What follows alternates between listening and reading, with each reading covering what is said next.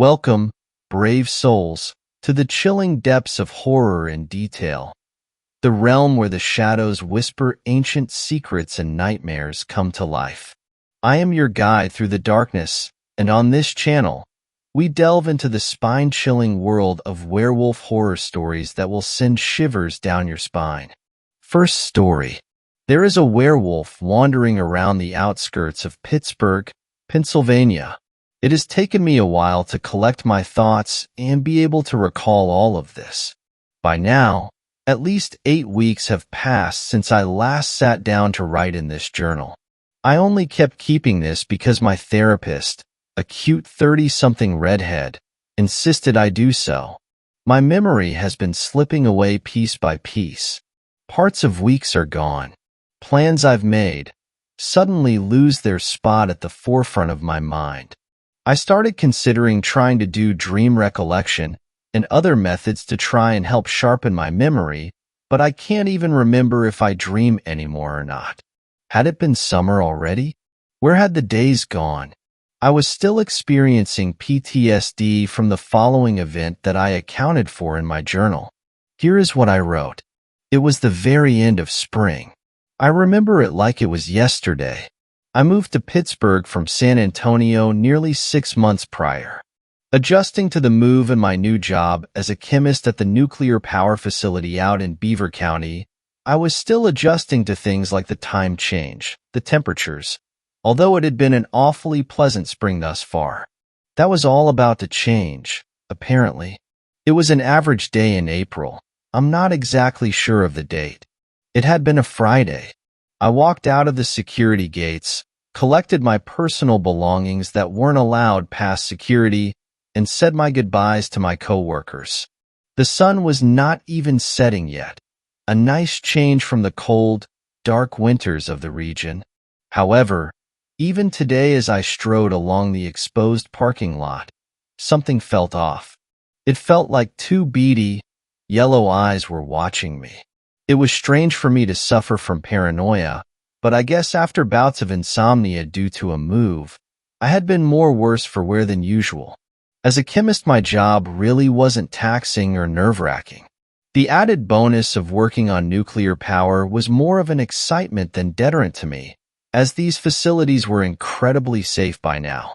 To top it off, Pittsburgh was in a well-shielded region safe from the Midwest plains wrought with tornadoes. As well, the nearest fault line was the New Madrid, and it had been relatively inactive in recent times. So outside of human error, I really did not have much to worry about, and let's face it, humans didn't really even run these plants anymore.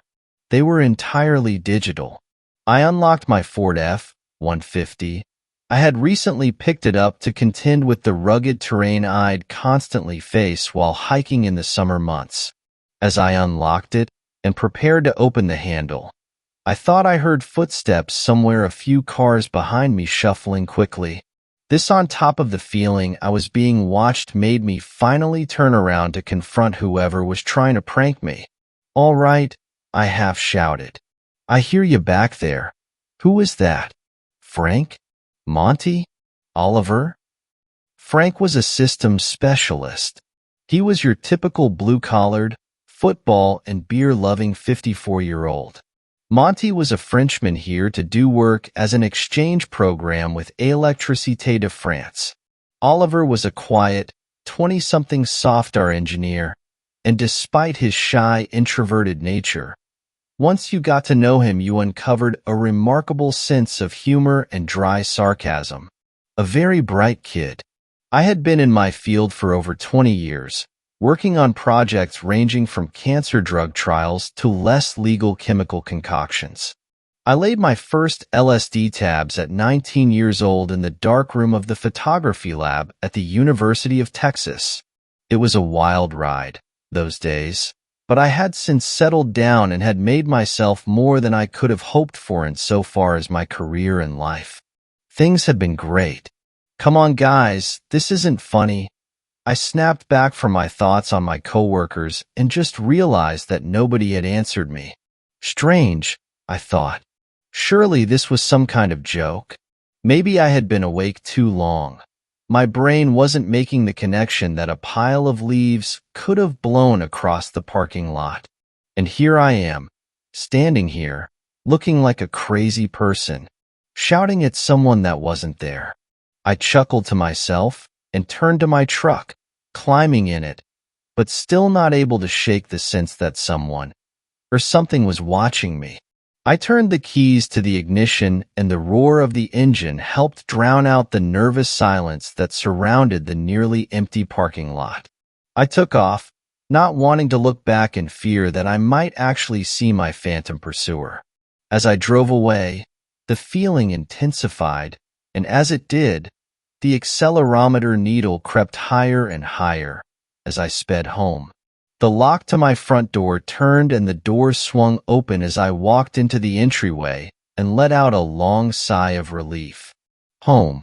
Home was a small ranch house in an outlying township of Allegheny County, the county that Pittsburgh is located in, directly southwest of the city. I could be to the various entertainment and sporting events in less than 15 minutes. On the other hand, I could escape to wild and wonderful West Virginia in about a half hour. It was a much better balance than the hot streets of San Antonio and the even hotter surrounding deserts. My ranch had 3 bedrooms, 2 full baths, a nice sit-down kitchen with an island and a smart fridge, a connected dining room and adjoining living room. With no upstairs, I slept, worked, ate, and bathed all on the same floor. I had laundry and laundry chute in the basement, as well as an additional TV and futon for guests who had maybe had one too many drinks at my place. I hadn't thrown a party yet, but now that I had begun to get to know my coworkers, I was planning on it soon. I checked the back door, which lead off my dining room, and looked into my backyard. Nothing. Just a white fenced-in yard, surrounded by overgrown vines and trees in the connecting yards. Behind the fence and directly behind my house was a vacant lot, and on the other side of that woods that stretched all the way down to Washington County. So, in essence, nothing. If anything were to happen, it would have probably been traveling for miles, I thought to myself. By the time it gets here from Washington, it's just going to want to take a nap.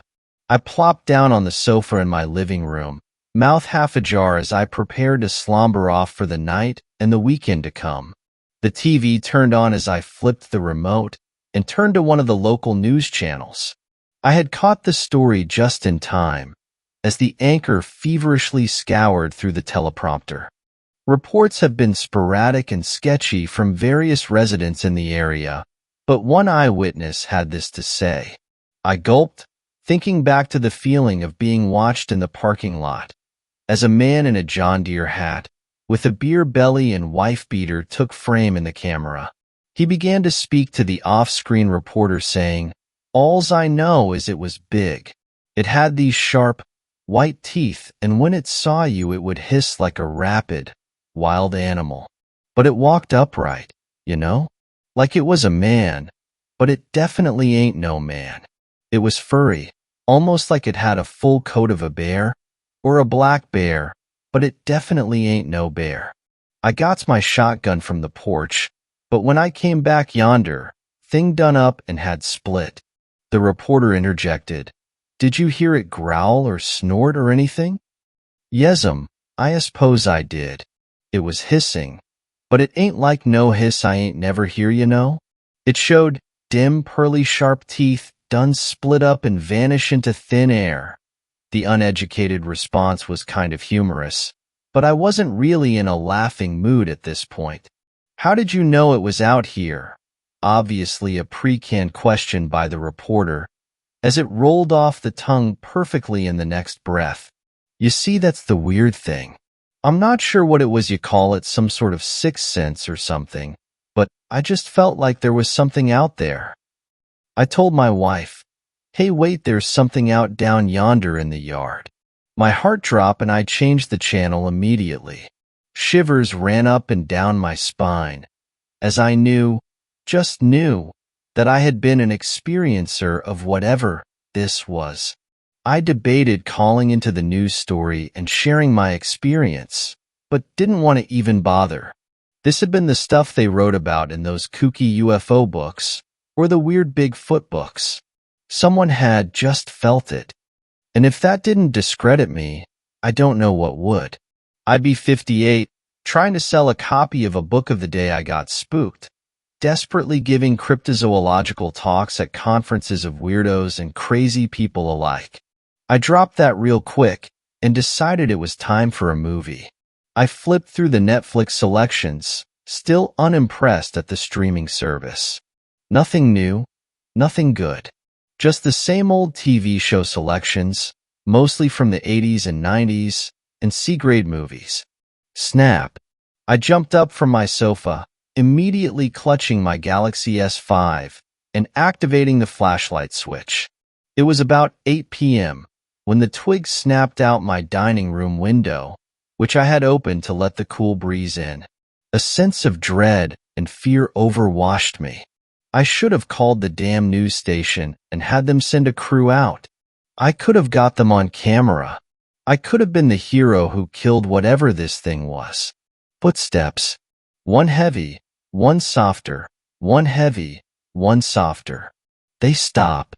I slowly crept towards the window, keeping low, almost like you do in one of those Call of Duty video games, so as not to make any noise in my house and tip off my position. This was it, I thought to myself. I was going to do something heroic finally. I was going to be a part of something extraordinary. The footsteps started again, this time receding back towards the fence, but again they stopped only after a few steps. I heard this hiss the man had described earlier as I slowly crept up to the window. There was a switch to the spotlight to my backyard, just between the door to the patio and my window. I quickly lunged for it, not wasting a second, and light flooded the backyard. I gasped in horror as my face squared with the window.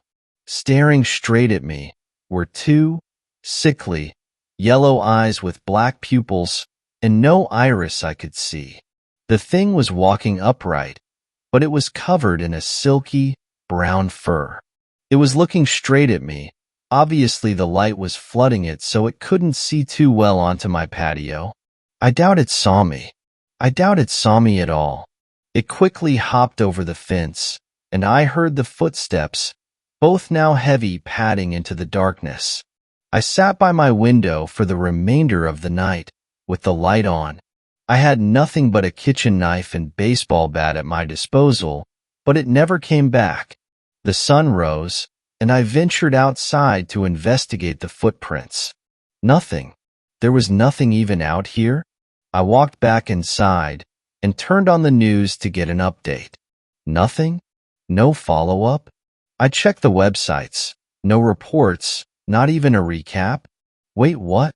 Had this actually happened? Was this real? When was the last time I slept? I couldn't even recall anymore. I swear, there had been something out there. That's where I ended it. Now it's been a long time since this happened. But since then, I swear every night, I hear something walking around my backyard. But every time I go to look, there is nothing there. It's been happening more frequently, almost as if it's getting ready for something. I'm still suffering from insomnia, and I can't help but get the feeling now that we're approaching an important event. An important event in my life that is going to define who I am for the remainder of it. I just wish I knew what it was. Second story. My husband developed an extreme version of werewolf syndrome. My husband of 6 years, Troy, was diagnosed with hypertrichosis during the last leg of our marriage. If that particular disorder doesn't ring a bell, you may recognize it by its more colloquially friendly name of werewolf syndrome, due to the furry, lupin appearance it can give the afflicted. It's pretty rare, and it took us completely by surprise, given that no one in Troy's family ever had it. It turns out it can be acquired without a genetic predisposition. At first, it was a little funny. Thick, dark brown hair, distinct from Troy's normal dirty blonde hair and scraggly gingerish beard, began to sprout as luxurious mutton chops by his ears and along his cheekbones. He let it go for a bit, then shaved it all off once the Wolverine jokes got old. We didn't worry too much about it. It was strange, sure, but we figured it would be manageable. The hair grew back quickly, though, and the same dark, downy fuzz began to grow elsewhere on Troy's body. His shoulders, back, stomach, and perhaps most disturbingly, his palms and the soles of his feet. Once that began, the hair only seemed to grow faster, like overnight fast. After I woke up with some of his foot hair twisted around my ankle, I took Troy to see a doctor. It was the first time I'd seen Dr. Brighton, our family doctor of several years, appear to be shocked by anything. He did his best not to show it, which is exactly how I knew he was so disturbed. Dr. Brighton was usually warm and gregarious, and as soon as he saw Troy, I watched his face go carefully blank. "You rarely see hypertrichosis to this extent," he said as we consulted in his small, sterile office. "It's quite unmanageable." "He's growing hair back overnight," I answered, giving Troy a sideways glance. He was twirling a long lock of hair from his forearm with his index finger. I tried to keep from shuddering. "We've resorted to trimming it all as quickly as possible before bed. It's not really helping." "I see," Dr. Brighton said, jotting a note down on a clipboard. "Well, there are options, such as electrolysis or laser hair removal. My concern is the extent to which you would need such therapies. They can be expensive and sometimes painful, even for areas of minor concentration." He glanced at Troy, but his eyes didn't seem to want to linger long. He began writing again. "It's not that bad, honestly," Troy chimed in. "A little itchy at times, and yeah, I've gotten a lot of funny looks. Other than that, I don't know. I think I could live with it." "Well, that's the spirit," Dr. Brighton replied, though his eyes twitched to me briefly before they went back to Troy. "Just keep it all clean and dry, and I'm sure you'll be all right. If you ever want to seek out permanent treatment, I can give you some recommendations." "Thanks, Doc," Troy said, hopping off the examination table. "We'll let you know." A week later, Troy's body was absolutely covered in hair. It had to be a 1 in a zillion occurrence. Not even the most egregious case I could find pictures of on Google could compare. Troy wasn't all that shy about his appearance either, and insisted on accompanying me on even the most mundane of outings. News about his condition spread almost as quickly as the hair. There was an article in the local paper that dubbed him the city's own real-life Sasquatch, and after that, he was a minor celebrity. People stopped to ask for photos and requests for his best Wookiee impression. I found this all very hard to cope with. I loved my husband more than anything, but it was becoming too much. Being near him was like being around a perpetually damp, odorous dog. All that hair made him sweat, and by the end of the day, he smelled like the communal towel of a sauna frequented exclusively by 400-pound men. Needless to say, the one accommodation I asked him to make was to sleep separately from me. There was nothing less restful than lying next to the human equivalent of a yak. Troy had to stop working as things spiraled out of control. He spent most of his days sleeping on the couch and watching TV, content in his cocoon of hair. Meanwhile, I took on a second job to keep up with the mortgage and living expenses, including the increased cost of shears, shampoo, and other supplies. I would be exhausted and at the end of my rope after 2 shifts, all while hacking at a jungle of increasingly tangled and unruly hair. One night, while I was especially tired, I was trimming a wild mat on Troy's thigh, humming to keep myself awake. I had just snipped off a clump when I felt something creeping around my wrist. I screeched and yanked back when I noticed a twist of hair encircling my wrist and snaking up my forearm. "Ow! What the hell, Carrie?" Troy demanded. Why are you pulling?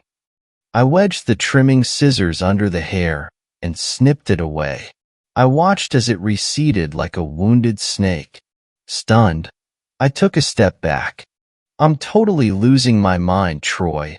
I need to sleep. It's going to be even worse tomorrow if you don't finish, he warned.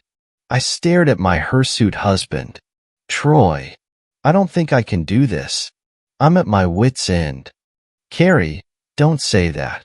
I need you. In sickness and in health, remember? Let's talk about it tomorrow. I sighed with a shake of my head. Sorry, I'm just so tired. Troy was quiet for a moment as I swept the trimmings. Can I sleep in bed with you? He asked. I don't know. It's so hot with all the hair. Please, Carrie? It might be the last time. His words tugged my heartstrings, and the desperate look in his eyes did the rest. My throat felt dry and strained at the thought of lying next to him, but I nodded anyway. I was too tired to argue. I helped Troy up the stairs into our bedroom. I got under the covers, while he laid on top, having his own natural blanket of sorts. He drifted off quickly with gentle snores, and I turned away, curling up to be as far away from him as possible. With a thought of the retreating, worm-like hairs and a final disturbed shiver, I too fell asleep. I had wretched dreams of a deep, dark jungle with slithering, living vines that ensnared me. They dragged me into a fetid swamp where an alligator lay in wait to snap and crunch off each of my limbs, one by one. Just as the monster was about to go for my head, I gasped myself awake. I thought the nightmare itself had awoken me, but it wasn't that. It was the pain from the loss of circulation in my arms and legs. I pulled and flailed, my limbs meeting resistance, and was finally able to thrust the covers down to my midsection. I saw with horror that my arms had been bound tightly with thick ropes of Troy's hair. With no way to free myself, I began to panic. Troy, I hissed, beating down the desire to scream. Wake up, you have to help me. Troy stirred without opening his eyes. What's wrong? He mumbled. Your hair is tangled all over me. I need you to get it off. Oh, sorry about that, he responded. I felt the hair restraining me begin to shift and release, falling away from my body, harmless as ribbons. Oh my God, I gasped, scrambling out of bed and backing away. Oh my God, oh my God, oh my God. What? Troy asked, more annoyed than alarmed. He'd finally opened his eyes, and that's when I began to scream. Thready patches of hair had sprouted from the whites of his eyes. They wriggled and floated like tentacles while he looked at me. When he blinked, the hairs seemed to curl and retract under his eyelids. That's it, I shrieked, dressing frantically. I have to leave. I can't take it anymore. Carrie, don't. We can figure it out. I'll see Dr. Brighton again. I'll start treatment. I promise. Troy, I don't think you have hypertrichosis. Whatever you have, it's much worse. I'm sorry. I grabbed an overnight bag from our closet and began shoving everything I could find into it. I have to go. I started for the bedroom door, but thick tendrils of hair suddenly whipped out and wrapped firmly around my waist, pulling me back. Don't leave, Carrie. Troy pleaded. I can't do this alone. The rope around my waist squeezed uncomfortably, and I lost my wind for a second. I didn't have anything to cut it away and was getting scared. I took a second to calm myself before speaking again. Okay, I'll stay. Just let me go grab the scissors, and I'll be back in a minute. I'll call off of work, and we'll try and sort this out. Troy's hair fell from my waist. He appeared mostly placated, but that appearance was betrayed when he used his hair to lift the overnight back out of my reach. Promise? Of course, I said, Smiling with trembling lips, he let me go. I went downstairs calmly, picked up the scissors, then my keys and my cell phone, and bolted out the front door. I heard Troy's yells even as I was starting my car. I screeched out of the driveway and took off without ever looking in the rearview mirror. I never stepped foot into that house again. I fled to my home state of Illinois, where my parents still resided. They took back their 35-year-old daughter with grace and love, which helped my mental state tremendously. I blocked Troy's number and deleted the voicemails I received from Dr. Brighton. After a couple of months of living at home, I had no idea what had become of Troy, and that was exactly how I preferred it.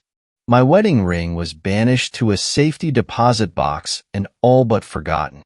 Half a year after leaving, I had a good job again and rented my own apartment. I mostly avoided developing friendships or romantic interests. I didn't need the complication of others asking about my past personal life, dredging up old horrors. I did, however, adopt a very sweet and companionable mutt named Archer. We kept life simple, and sometimes the nightmare of Troy faded into the background of my memory. There, but not all-consuming. That all changed yesterday. I was rudely awoken at 3 a.m. by a cacophony consisting of my phone ringing and Archer barking like a rabid hound. Groggily, I sat up and picked up my cell. It was Dr. Brighton calling. I let it go to voicemail, then listened to the message. "Carrie," the doctor said, his tone steady and serious. "I hope this message finds you well.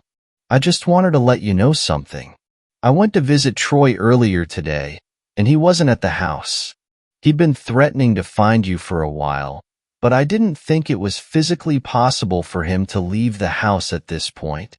There was a brief pause. "Look, keep your head on a swivel, Carrie. He comes from a place of love, but, well, just be safe. He's changed quite a lot. Call me back if you need anything, and take care of yourself." The message ended, and I put down the phone. First grabbing the scissors I always kept on the nightstand, I left the bedroom to go check on Archer. He was standing in the hallway, his little black and gray speckled body pointed directly at the front door. He was growling, low and long, with raised hackles. A mass of thin, dark tendrils was poking in through the cracks of the doorframe, creeping over the door and across the hardwood as an alien mass. Archer snapped at it, but a few strands got hold of his front paw and began to drag him forward. He yelped, sliding on the floor as he tried to get away. "Don't you fucking touch my dog." I screamed and lunged at the hair to hack at it with the scissors. Once freed, Archer ran behind me, whimpering.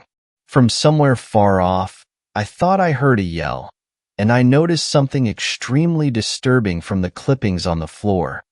They were leaking small amounts of what appeared to be blood. The hairs I'd cut curled and retreated back through the door like wounded creatures. I would like to say that I considered the pain I would cause the former love of my life before I cut anymore. But that would be a lie. With a guttural cry, I began hacking relentlessly at the invading strands like a deranged barber, and again heard distant sounds of anguish.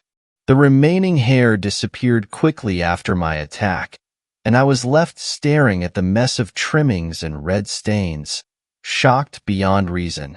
I stayed up, on watch for any further intrusion, with Archer by my side the entire time. When day broke, I went to the police station to file a formal restraining order against Troy. Of course, omitting the part about the supernatural control he had over his own hair. I think Archer and I will move again soon. It's probably a stalemate at this point, given that I now know that Troy's strength is also his weakness, but I'm not taking any chances. In the meantime, I've spent most of a paycheck on the sharpest shears I can find, and a whole shelf's worth of Nair. Troy, if by some chance you read this, I have one message for you. Find me again, and I won't hold back. I'm ready for you, you hairy bastard. Third story. My dad's werewolf story. My dad has told me this story countless times since I was only but a little boy. My dad had just met my mother, and they happily married each other. Since going into the military was necessary back in the day, he had to leave my pregnant mother all alone at home with my grandma. I'm going to skip the part about his stay there to the werewolf part. It was somewhere around midnight. Everyone at camp was sleeping except the guards, him and some random guy. Just as the guards were changing shifts, some of the guard dogs were being attacked by a tall figure, and all that could be heard was a sound of chewing, dogs being torn apart, and loud barking. All the guards had a chill down their spine and had really big fear instilled inside them. They were all too afraid to check what is going on, so they were all hiding, waiting for the end to what was currently going on. After the apparent turn of events, the guards went to check what might have happened. They were shocked once they had found two of the dogs, torn apart, eaten, and the whole place being a mess of organs and torn off dog skin. One of the guards had vomited and started crying. The other was gazing at the scene, while fear tearing him from the inside. He tried keeping his cool and went on to comfort the other guard. The other dogs were visibly scared and were all covered in blood, but one of them seemed to have bit the werewolf and had blood on its mouth. However, no one knew that it didn't bite a dog, but something else. Something much bigger. After what had happened, everyone was alerted about the situation and were told their camp will be moving to another one in approximately 2 or 3 days. Everyone was afraid, and a lot of the soldiers were scared of the recent event. At one point, my dad had to be a guard, so he was doing his shift. He was obviously very afraid and didn't want to do this, but he still did it 'cause he had to. This time everyone was wary about the 2 half-eaten dog corpses, and everyone thought that one of the dogs, the pit bull, went berserk since it wasn't fed much had gone on to eat the other dogs, while some thought other dumb ideas like the rake eating them. However, that wasn't the case. It was put down and almost everyone thought everything was fine. While he was guarding around, the same thing as last night was going on, but this time he ran there. As he had an AK-47, he wasn't afraid to attack it. By the time he was there, the figure was standing tall where the guard dogs were kept and were eating away. My dad froze in fear and didn't move, while the furry, tall figure with its snout and mouth covered in blood had turned its head around and stared at him with its glowing, hollow eyes. After that, it seemingly had jumped about 20 feet away, then ran away. After that, it was never seen again. Everyone at camp was shocked, and they had to move their camp from its current location to one whole 2 towns away. The only reason this hasn't spread out and the media hasn't caught on it was because our country is very poor, so it made sense for there to be no cameras. The story may sound fake, but my dad had explained it in such vivid detail that I just can't help but think it's real. Hope this was worth sharing.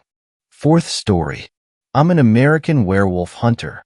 My name is Boston Murphy, and I kill werewolves for the U.S. government.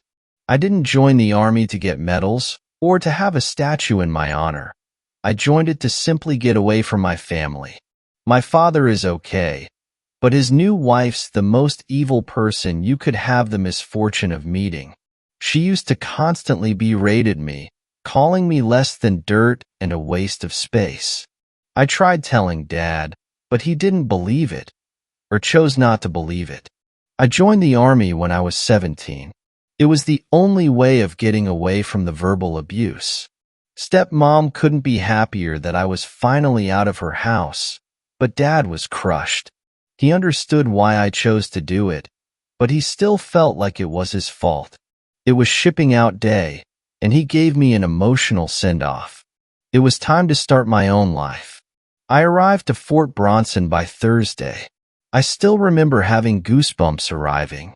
This was it. I was really doing this. No turning back now. Fort Bronson was a massive base. expanding over 60 acres. The bus stopped, and drill instructor Haymeyer walked on board, gracing us with his hospitality. "Attention, you piss cans. I'm Instructor Haymeyer. I'll be your friend for the next 18 weeks. Now get your sorry asses off my bus and get checked in. Do I make myself clear?" "Sir, yes, sir," we all shouted in unison. We got our bags and got off the bus. Since I was sitting in the very back, I was the last one to leave. Haymeyer looked at me and stopped me. "What's your name, cadet?" he asked. "B. Boston Murphy, sir." I replied, nervous. He looked me up and down, muttering to himself, "You're not going with them. You're going to Special Assignment Ward." Haymeyer said, "I haven't been here more than 10 minutes, and I'm already getting a special assignment." "Where is that, sir?" I asked. "In the room next to the mess hall, in the north building." "Now get the hell off my bus," Haymeyer replied. I quickly got my bags and left. The north building was the farthest building on base, away from everyone else. The sun was furious that day. I was sweating hard. Yet I walked at a brisk pace. All I know, it could be the first test. I entered the building. The air conditioning inside greeted me like an old friend. The place was a maze of stairs and hallways. I had to use my map. The mess hall was located on the second hallway. I climbed the stairs, carrying my luggage with me. This building seemed less maintained than the other buildings, but who am I to judge? As I approached the mess hall, I turned to the door to the left. It looked like a janitor's closet. It had a faded "Special Assignments" sticker on the door. I opened it. A rush of old, musty air ambushed my nose. Once inside, I walked down a long hallway. There was no paint on the walls. It was gray. The fluorescent lights shined bitterly. Through a pair of double doors, I entered a waiting room. The place was empty. Only a receptionist and another cadet populated the place. I went to the receptionist. "Name, please," she said. "Boston Murphy," I replied. She checked her notes, sighing. "I don't see you in my notes. You must be new." "Why, yeah. Instructor Haymeyer sent me here," I said, sweating. She dialed a number on her phone, motioning me to take a seat. I did what she asked. The other cadet in the room was a skinhead called James. "You new here too, huh?" he asked. "Yeah, man," I replied. "Me too. I was so ready to kick some jihadi ass, but I'm here instead. You feel me?" he asked. "Yeah," I lied. The truth was that I didn't join to kill. I was hoping to be a medic or something. "My name's James. What's yours?" he asked. "Boston," I replied. "You seem cool, Boston. Personally, I hope this was a mistake. I want to hit the range and make those bastards pay for 9/11. James said. "Cadet James Fillmore." The receptionist said, "I guess that's my K. See ya, brother," James said, patting my back. I waited to be called in, watching videos on my phone. The receptionist on the phone looked at me every so often, whispering.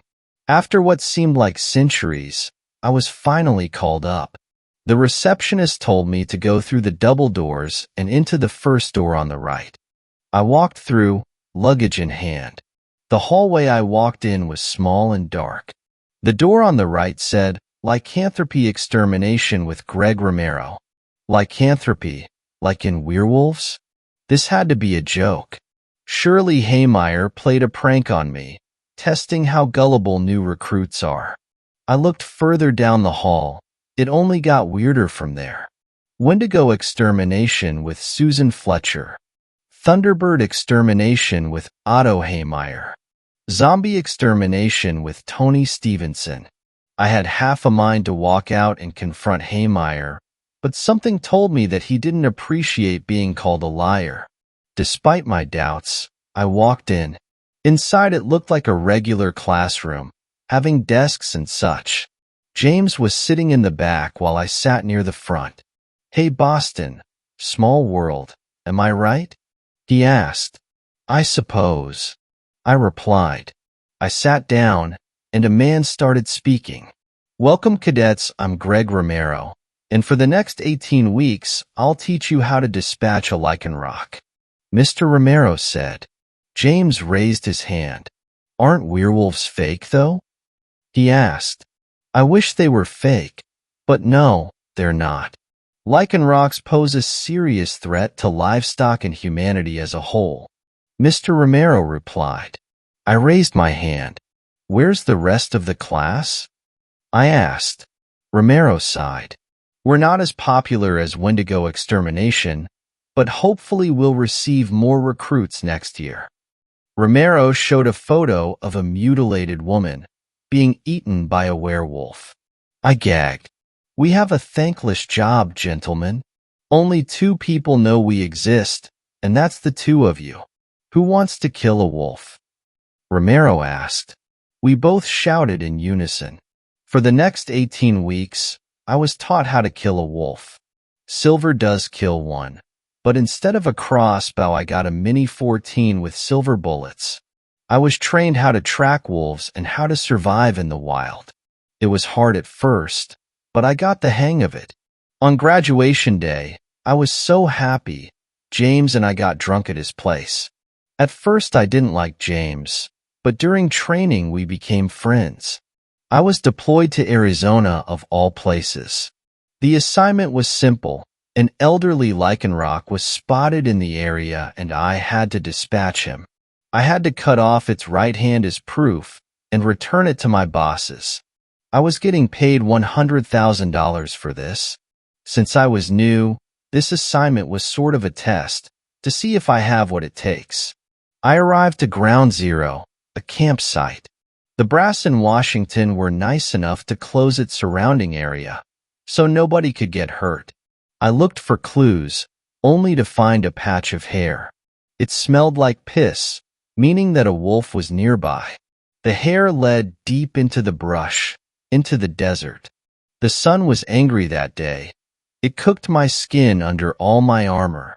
It led to an abandoned farmhouse, but any sign of a farm was dried up a long time ago. I crept to a window, rifle in hand. I peeked, and not only did I see the wolf, but there was also 2 little wolves, seemingly surrounding him. "Come on, Grandpa, let's go play," one of the little ones said, nibbling on the big one's ear. "In a while, kids, I have to rest," he replied. My hands were shaking, sweat dripped from my brow. I had to do this. I was getting paid to. I took a deep breath, then I kicked down the door. I opened fired, shooting the big one in the chest 4 times, sending him backwards. The kids looked on in horror, screaming and crying. I brought out my axe and hacked off his right hand. I placed it in my bag, the puppies still crying. "Shut your fucking mouths," I yelled, pointing my rifle at them. They only screamed louder. I panicked. I didn't want to fail my first mission. I did what I had to. I shot the puppies, hitting them both in the head. I hacked off their right hands, putting them in my bag. Once the adrenaline died, I threw up. What's done is done. I can't fix it. I had $300,000 in my bag, softening the blow. I returned to my boss and gave them the hands. They were surprised to say the least. "Damn, not only did you take out that old fuck, but you popped his grandkids too. You're the best exterminator we ever had. No mercy. I'm gonna call you Eisner from now on, okay?" My boss said, signing me a check. It was from the United States Treasury, $300,000. I placed the money in my bank account when I got home. Before I left, my boss said, "Your new assignment is to dispatch wolf pups spotted in Alaska, but I don't think that would be a problem for you, Eisenerv." He winked. It made me sick. I reloaded my silver ammo, bought some beef jerky, and flew to Alaska. A logger found a wolf pup hanging out around the woods near his house and locked it in his shed. I told him to stay back, in case it got aggressive. I went in, closing the door behind me. Huddled in the corner, I saw 4 wolf pups. They looked scared. I wasn't proud of what happened next. I fired, and I took their hands. I returned to my boss and turned in the hands. He gave me $400,000 this time. Eisenherv, you're making your country safer every time you go out. You're a hero, son, he said. I don't feel like a hero, sir. I replied, just know this, they're monsters. They don't know right from wrong. All they know is killing. Take 2 months off, then come back, okay? He said, sending me off. I still don't feel like a hero. 5th story. The Werewolf Hunter. It all started 4 days ago. My job had just let me go because I was too slow at putting peppers on a freaking conveyor belt. So it was back to the hell that was job searching. 3 applications a day, keeping an eye out for responses, and in general just hanging with my parents that I could tolerate some days better than others. I honestly don't know what made me think of applying for that specific gas station. Don't get me wrong, I really do like the place and I don't blame it for what happened. So I won't use the real name in this story. Let's call it Swift Pit instead. The gas station was family-owned. Let's call them the Leica family. That has a nice ring to it. Mrs. Leica was a kind, short lady with gray hair, blue eyes, and a very gentle voice. $13 an hour sure felt like one hell of a deal for just running the register, filling the hot food section, and keeping the shelves stocked. And the other workers were nice, which was more than I could have said for my last job. I don't think I need to describe what it looked like to you, because it's pretty much the same as any other gas station. There were 4 pumps. The store itself was pretty small, but not so small it felt claustrophobic.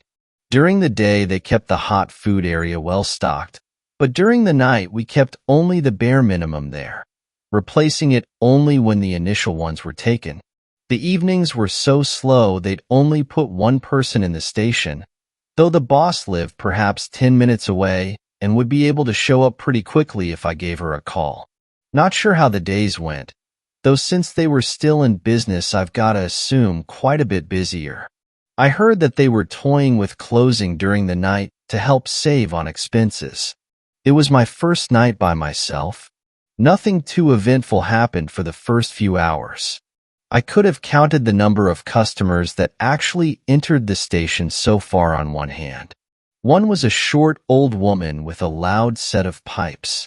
Another was a man who really shouldn't have been driving from how badly he reeked of alcohol. There might have been a few more customers. It's a little fuzzy now. I spent a lot of time just standing at the register and staring out the window. I always grew up near cities where you could only see the brightest stars. It really wasn't until I got this job, a few minutes away from the nearest city, that I really got to see the night sky in all of its glory.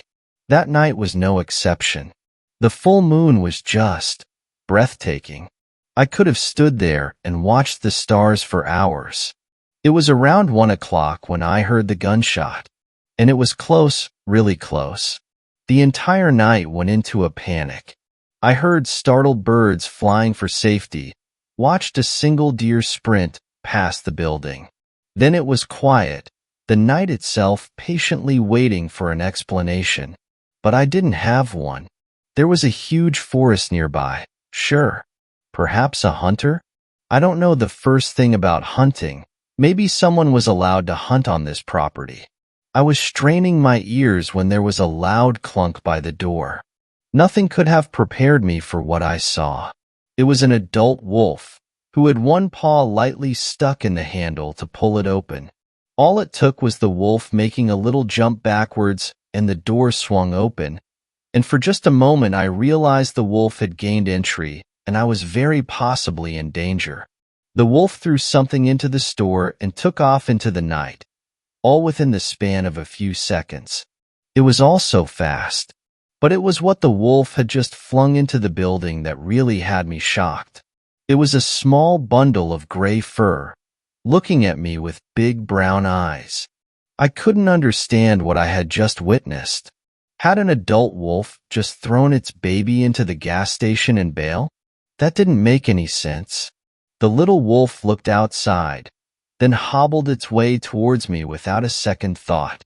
I was still thinking about it when someone stormed into view. They were wearing a huge trench coat, a very heavy set of jeans, some steel-toed boots, and a thick pair of gloves, along with a heavy-looking hat. But what really had me scared was the huge gun the man was holding. It was some sort of rifle, and even without knowing anything about guns, I recognized it as a heavy-caliber gun. The man was walking towards the entrance to the gas station, and while I couldn't see his eyes, I got the feeling he was looking right at me.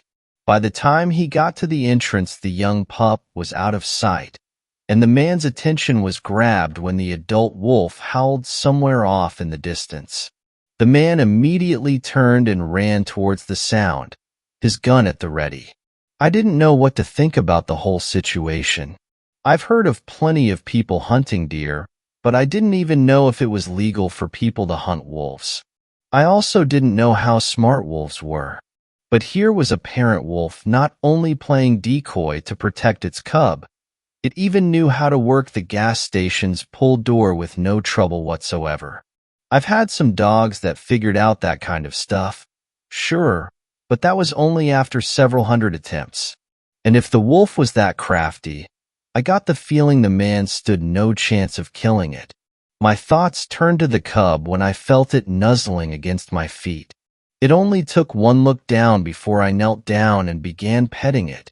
I've always liked dogs and kids, so a 2-in-1 package combo was an absolute delight. It took me a second to remember that it was a wild wolf cub. This whole situation was just so weird. The poor thing was shaking like a leaf. Somewhere in the back of my mind I was wary. Even a fully tamed dog is likely to lash out at a person if it is approached when scared. But that part of my mind wasn't the one in control as I gently clutched the cub close to my chest. There. It's okay. I won't let the mean hunter hurt you. The wolf looked up at my face, then, to my delight, snuggled close to my chest. Good. There was nothing to worry about. But it was strange. As far as I know, most wild animals are scared to be around people. This pup was scared, sure, but had no problem whatsoever with me. Did it realize I wanted to help it? I don't know. Would that be a bit too smart for a wolf cub? It didn't take long before I realized I had to call someone. Even if the poor cub was someone's pet, that meant that someone was missing their pet and probably looking for it. The only person who lived close enough that it even seemed plausible would be the manager. I hated the idea of waking her up at 1 a.m., but I really wasn't sure what to do about the situation. The phone rang 3 times before someone picked up. Unlike the gentle voice I was expecting to come out from the phone, I heard a gruff and decidedly male voice grumble its way through the receiver. Yeah. Hi. I'm looking for Mrs. Leica. There's something odd going on at the gas station and dash. My wife's sleeping right now, asshole. I'm going to have to do. Well, this was off to a great start. I've never been the best at conversing with people, and I honestly hadn't realized she was married. Okay. I heard a gunshot nearby. It took the man the longest time to reply, and when he did, I was startled at how nervous he sounded. All of that annoyance was gone, replaced with genuine fear in his voice. Is that so? Are you in danger? Not that I know of yet. I did see some weirdo in a trench coat carrying a rifle walking around outside, but they left after hearing a wolf howl. Shit. You, didn't happen to see if there was a wolf with a cub nearby, did you? Well, that was suspiciously specific. I'm not stupid, and that was setting off red flags in my head. It took nearly 10 seconds before I decided the only rational answer was that the Leica family owned a few tame wolves. Yes, actually. The wolf kind of threw the cub into the gas station. I'm currently holding the cub right now. Okay, phew. Actually, first I'm going to question why the hell you would pick up a wild wolf cub. You do know mother wolves aren't very forgiving if they see you playing with their kids, right? That made me blush. He wasn't wrong, of course. If I was a normal person, maybe I would have thought through it a little bit harder. I like dogs. A lot. Fair enough. Anyways, I've heard about this nutcase on the news recently. Apparently, he comes out every full moon and starts shooting at any wolves he sees. I'm going to grab my gun and meet you at the gas station, just in case he decides to do something. As for the cub, well, you seem to have that under control right now.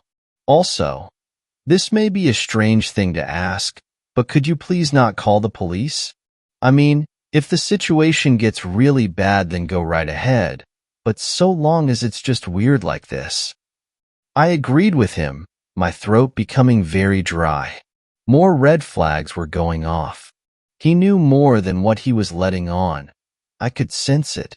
This whole situation screamed trouble. As I hung up the phone, I looked at the clock. 1:15. Now, before I continue, I want it on record that I'm not always the best when it comes to putting things together. But it doesn't take a fucking genius to figure out the connection between wolves and the full moon. Of course, I thought werewolf at some point during this conversation. It would definitely explain some nut marching around the woods, killing every wolf he came across. At the time, I thought this gunman was probably just some deluded psycho who believed in fairy tales a little too much. As I waited for Mr. Leica to appear, I couldn't stop the thoughts gnawing away at my brain. Why on earth had the man asked about a wolf and her cub? My more creative side that likes to ignore reality played with the thought that perhaps this mother wolf and child were in fact not only werewolves, but family members to Mr. Leica. I've always had an overactive imagination, and it's gotten me in trouble more than once. And tonight, faced with a mystery that the rational side of my brain had no answer to, the creative side was all too willing to spin a fantastical story of lies, murder, and love. Though, of course, the rational side was keeping it in check. The fantasies I was cooking up were nothing more than fantasies. Werewolves were not real. The entire time my brain was, thinking this up, I was playing with the cub. For the first few minutes I just stood there and petted the cub, but then we got bored of that and I decided to see if it could play fetch with a nearby pencil. The answer, to my delight, was yes. Somewhere in the middle of this, I started calling the cub Togo, which he seemed to love. Belly rubs were one of his favorite things, so I started rewarding him with a belly rub every time he brought back the pencil. It felt like forever before my mind noticed that there was something heading our way. I could hear it. Some soft, thumping sound. It made me feel uneasy, and I quickly had the cub sit at my feet while I stood up at the register, the cub well hidden from the doorway. It only took a few seconds before I saw the man wearing a trench coat walk into view. The man grunted as he took a step into the store, his large boots producing an audible thump with every step. His eyes checked out the right side of the store, then the left side of the store, before deciding it was safe to walk inside. In his left hand was the gun. "Sorry to disturb you, lad." There was no sincerity in his voice, but it was deep, perhaps the deepest sounding voice I had ever heard before. And as he walked in the store, I had the pleasure of realizing the man was taller than me, which, considering I'm 6 feet 3 inches, is actually quite the feat. It wasn't just a little bit either. He could have been 7 feet tall. It would have been a lot more intimidating if he didn't look like some secret agent from a kid's cartoon attempting to blend in with society. But the gun was very real, and it was what I was mostly afraid of. Have you seen a wolf come by here lately? Rather tall, gray fur, blue eyes? I honestly told him no. I didn't get a good look at the adult wolf that came by earlier, and the cub had brown eyes. But the man gave another low grunt as he began sauntering his way over to me, his boots thumping the entire way. Well, what about a tiny wolf cub? Gray fur, brown eyes? I told him no, but even I knew full well it was pointless. I couldn't even maintain eye contact. His boots were getting on my nerves. I'm easily distracted by sound, and the thumping kept messing with my head. Really? Thump, thump. He was heading my way, a crooked smile on his face as he lightly lifted up his gun. I'm not really in the mood for games, kid. Thump, thump. My throat was dry as a desert as I asked him why he wanted to know. Thump, thump. The moon's full and there are wolves about. Do I need to spell this out for you? Thump, thump. Are you trying to tell me they are werewolves? The man congratulated me on figuring it out, his voice soaked in sarcasm. I could feel Togo shivering against my feet, doing his best to stay out of sight of this man. And in that instant, I felt a rush of paternal instincts kicking in. He was not getting Togo, no matter what he thought. Werewolves don't exist, sir. The thumping stopped, because he was now on the other side of the counter, and his eyes, a deep shade of blue, were trying to bore a hole right through my skull. I don't really have time to explain the situation to you, so let's just settle with yes, they are. Give me one reason to believe you. He lifted his gun slightly with a stone-cold frown on his face. He didn't aim it at me or anything, but the threat was clear. It was quite the experience. I've never felt a chill down my spine quite like that before. He really was crazy, and he was dead serious. Werewolves do exist. I've seen what they can do, what they are. They cause nothing but pain and misery. Now tell me where the cub is.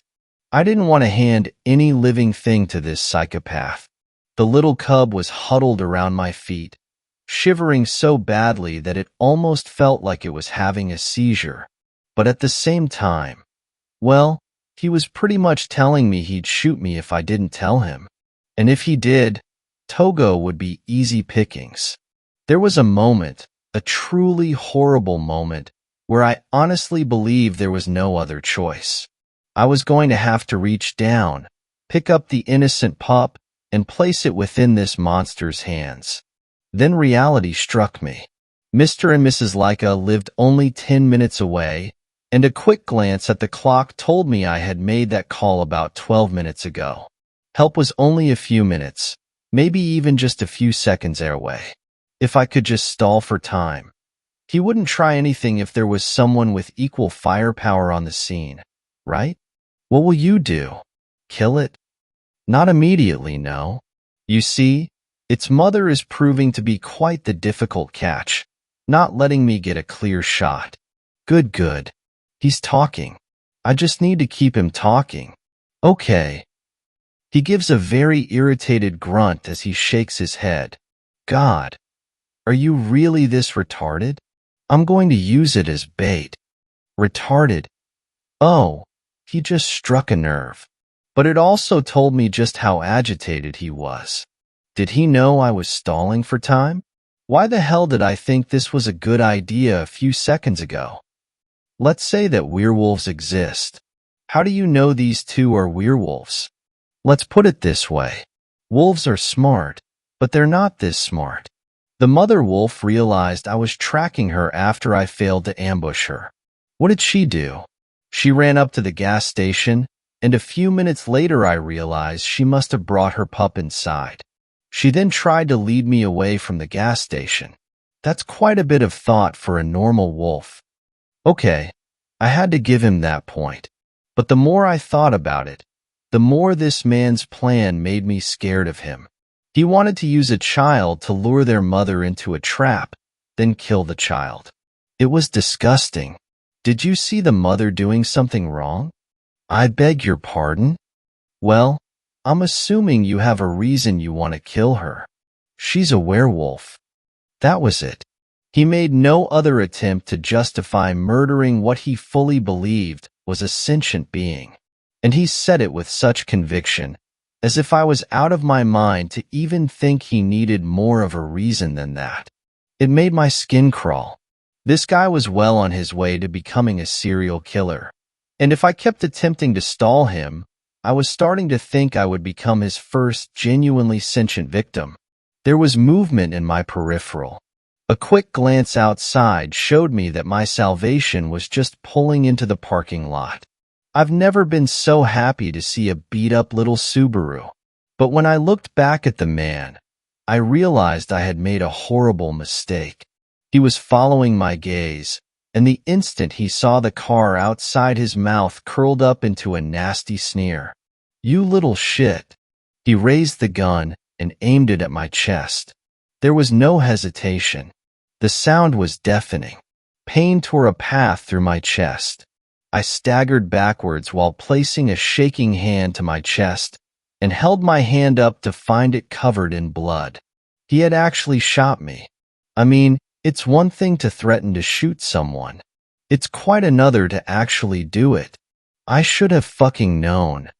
It felt like a dream as I looked up at him, to find him aiming the rifle at the doorway. Standing there was a burly man wielding a gun of his own, aiming it directly at the man in the trench coat. My breaths were slow and ragged, and I couldn't stop coughing. A few times I started coughing up blood. Mr. Leica and the man just stood there for the longest time, guns aimed at each other. At some point I fell to the ground. I don't think it had anything to do with the hole in my chest. I think it was just the shock of the entire situation. They started shouting at each other. I only needed to hear the first few sentences to realize they knew each other personally, and they despised each other. I tuned them out while reaching into my pocket and grabbing out my phone. It took only a few seconds to punch in the number and bring it to my ear. To my surprise, it hardly began the first ring before they picked up. The welcome sound of a friendly voice came through. 911, what's your Emmer dash? Bang. The sound was deafening. I heard the man's boots thundering towards the nearest aisle as all hell broke loose. Somewhere in my mind, I finally realized this was really happening. A gunfight was going on, right in front of me. I was shaking violently now, one hand clutching at the wound as I brought my knees to my chest and began whispering into the phone. "I'm at Swift Pit, the gas station. I was just shot." I couldn't hear her response over the gunfire, just the urgency in her voice. The guns sounded really different, with the man's making a loud bang and Mr. Leica's gun making a strange rat-a-tat sound, like it was firing 3 rounds at a time. Then it stopped. What followed was 5 minutes of silence, no one willing to make a single move. I was whispering to the operator, telling her everything I knew about the situation in a desperate hope that she'd have an answer as to what I should do. At some point I took off my shirt and tightly wrapped it around my chest in an attempt to slow the bleeding. And poor Togo was curled up next to me, crying silently as the world itself stood still. Rat-a-tat. Bang. My heart stopped as I heard a body fall to the floor. The man's gun fired last, not Mr. Leica's. I tried to rationalize it. Maybe it was a dead man trigger finger? Thump. Thump. Oh no. Thump. Thump. He was heading my way. Thump. Thump. The young cub began whimpering. There was no point in trying to protect him anymore. I was about to die, and Togo was going to die right after. Thump. Thump. Time seemed to slow down as his boot came into view around the counter, landing with another loud thump. I looked up at him to see there were a few holes in his coat, but there was no blood. It took me a second to realize he was wearing a bulletproof vest underneath the trench coat. He had a nasty smile on his face as he rested the barrel of the gun right against my forehead. There was no hesitation, no guilt in his eyes. I could only watch, shaking my head pitifully and crying as I watched him pull the trigger. Click. The smirk vanished off of his face as he looked down at his gun with a raised eyebrow. Rat-a-tat. The sound couldn't have been more unexpected. The man's eyes opened wide in shock as he buckled at the knees, blood flowing freely from 3 bullet holes in his forehead. His head slammed into the floor with a nasty thunk. I heard pounding footsteps as Mr. Leica ran into view, pointing his gun at the man's head. Rat-a-tat, rat-a-tat. It was only 10 seconds later, when it was clear the man was never going to get back up, that Mr. Leica turned around and looked at me. There was blood pouring out of a wound on his shoulder, but what really had me scared was the haunted look in his eyes as he got down to eye level with me, putting a hand on my shoulder. He looked me over and gave a huge, relieved sigh. I called 911. They're on the way. Good. Can you stand? It took a few attempts. My legs were shaking really badly, but I did ultimately stand. It took me a moment to realize Togo was standing in front of me, now nuzzling Mr. Leica's legs. He just reached down and picked Togo up and gently touched his head to Togo's forehead. The front door opened. At first I thought it was the police, but to my surprise I turned around to find the mother wolf now entering the gas station. She trotted up to us and waited for Mr. Leica to set down Togo, before gently picking up her cub and looking at me. The instant that her eyes met mine, there was a connection. I don't think I can fully explain how I knew her thoughts, but I knew exactly what she was saying to me, and I couldn't help the smile that came to my face as I scratched the back of her ear, even as the movement sent another wave of agony through my chest. You're welcome. She smiled before turning around. Red and blue lights were shining through the windows, sirens blaring through the quiet night. Before I could say anything more, the wolf sprinted for the back door, knocked it open, and vanished into the night with her baby.